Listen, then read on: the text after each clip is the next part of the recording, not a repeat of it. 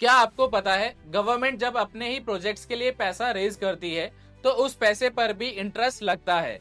और यही बताता है rule number 105 of GFR 2017, interest on capital outlay. Rule number 105 का पार्ट 1 ये कहता है कि अगर कोई गवर्नमेंट डिपार्टमेंट या प्रोजेक्ट अपना कैपिटल आउटले यानी इन्वेस्टमेंट स्पेसिफिक लोन से कवर करता है तो उस पे इंटरेस्ट चार्ज होगा उतने रेट पे जितना गवर्नमेंट ने खुद मार्केट से लोन लिया है। और स्पेसिफिक लोन्स का मतलब होता है वो लोन्स जो एक ही पर्टिकुलर पर्पस के लिए मार्केट में रेज किए गए हैं, जैसे एक डैम प्रोजेक्ट, एक ब्रिज या फिर किसी पावर प्लांट के लिए। इन लोन्स का डिटेल प्रोस्पेक्टस में क्लियरली लिखा होता है किस प्रोजेक्ट के लिए पैसा उठाया गया, किस रेट पे इंटरेस्ट दिया जा रहा है और कौन मैनेज करेगा। अब जब वो पैसा किसी डिपार्टमेंट में इन्वेस्ट होता है तो उस पर गवर्नमेंट इंटरेस्ट चार्ज करती है ताकि उस डिपार्टमेंट के अकाउंट्स में रियल कॉस्ट दिखे और कोई भी फंड फ्री ऑफ कॉस्ट ना दिखाई दे। इसी रूल का पार्ट 2 ये कहता है कि अगर कैपिटल आउटले स्पेसिफिक लोन से नहीं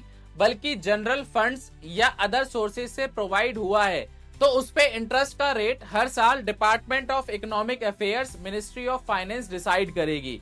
मतलब हर साल एक ऑफिशियल रेट नोटिफाई होता है जिससे हर डिपार्टमेंट अपने कैपिटल पर इंटरेस्ट कैलकुलेट करता है। तो सिंपल शब्दों में समझाऊं तो रूल नंबर 105 ये कहता है कि गवर्नमेंट के हर प्रोजेक्ट को अपने कैपिटल का असली हिसाब देना होगा, चाहे पैसा मार्केट से आया हो या जनरल फंड से।